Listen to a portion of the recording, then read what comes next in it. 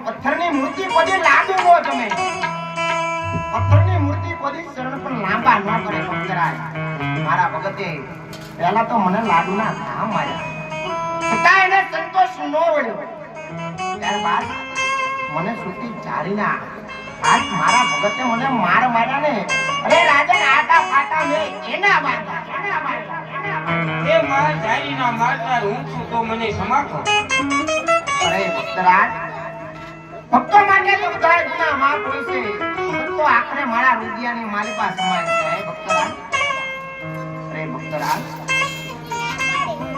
આજ પોકરણગઢના રાજા અજમલને આજને દેવામાં કોઈ વાતની કમી નથી રાખી હે રાજન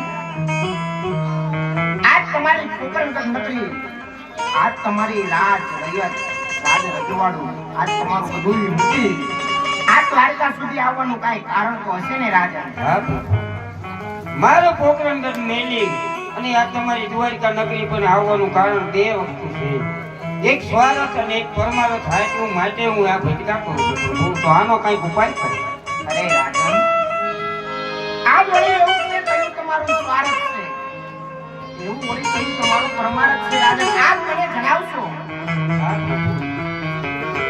એક માર્ગ એ છે કે ભેરવા નામનો રાક્ષસ બાર ગૌ માથે મનુષ્ય પક્ષી કાંઈ રહેવા દેતો નથી આવો ધર્મ ભ્રષ્ટ થઈ ગયો છે તો એને ઉપાય કરો અને મારું વાંજિયા મેણું કાઢો અરે રાજન આ તો તમે ભૂલાવે એવું લાગે છે આ સૃષ્ટિની માલિકા આ જગતની માલિકા જેનું નામ છે ને એનો અવશ્ય નાશ હોય છે આ એક હાથની મુઠ્ઠી બંધ થાય ને રાજન બીજા હાથની મુઠ્ઠી આપોઆપ ખુલી જતું હોય છે રાજન એક બાજુ સૂર્યનારાયણ ઉગે ને બીજી બાજુ સૂર્યનારાયણ હાથનો થતો હોય છે રાજન.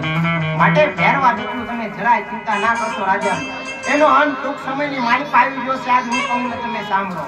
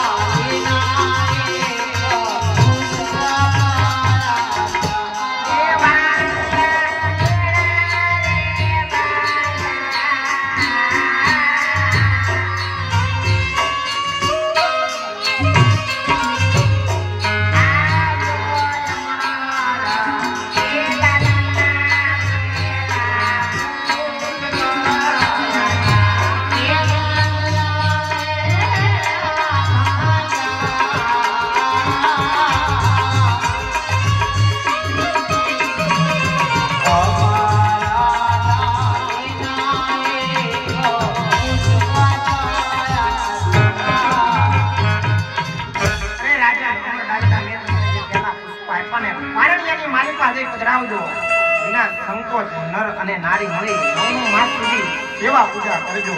અરે રાજન, જેથી કરી તમારા ઘરે પુત્રના પારણા બંધાય, તમારા વાંચ્યા મેળા.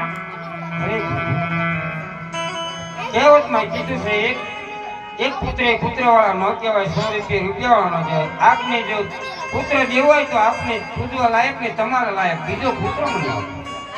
અરે રાજન, આખી સૃષ્ટિની માલિકા, આખા જગતની માલિકા, મારી જેવો બીજો પુત્ર તો હું તમને ક્યાંથી શોધી કાઢું? અરે પ્રભુ, તો તમે મારા ઘરે પધારો. અરે રાજન, તમે મારી માંગણી કરો છો કે શું? હા. અરે રાજન, તમારા ઘરે અવતાર ધારણ કરું એની મારી કોઈ ના નથી. આ દ્વારકાની માલિકા તમારે મારી હારે વચને બંધાવવું પડે રાજન. અરે પ્રભુ, હું તમારી હારે વચને બંધાવું. અરે રાજન, તમારા ઘરે અવતાર ધારણ કરું ત્યારબાદ મારી 48 વર્ષની ઉંમર થાય ને રાજન, તમારે મને હસતા મુખે વિદાય દેવી પડશે રાજન. એ પ્રભુ, હસતા મુખે હું વિદાય દઉં. રાજન, ત્યારે સમાધિ લઉં, બ્રહ્મા વિષ્ણુ મહેશ કોઈ પણ મોટો દૂત આવે ને મારી સમાધિ ખોલવાનો પછમ કરે ને રાજન, મારી સમાધિ ખોલવા દેતા નહીં, નહીતર તુરા કુળની માલિકા કૃષ્ણ કદી અવતાર ધારણ.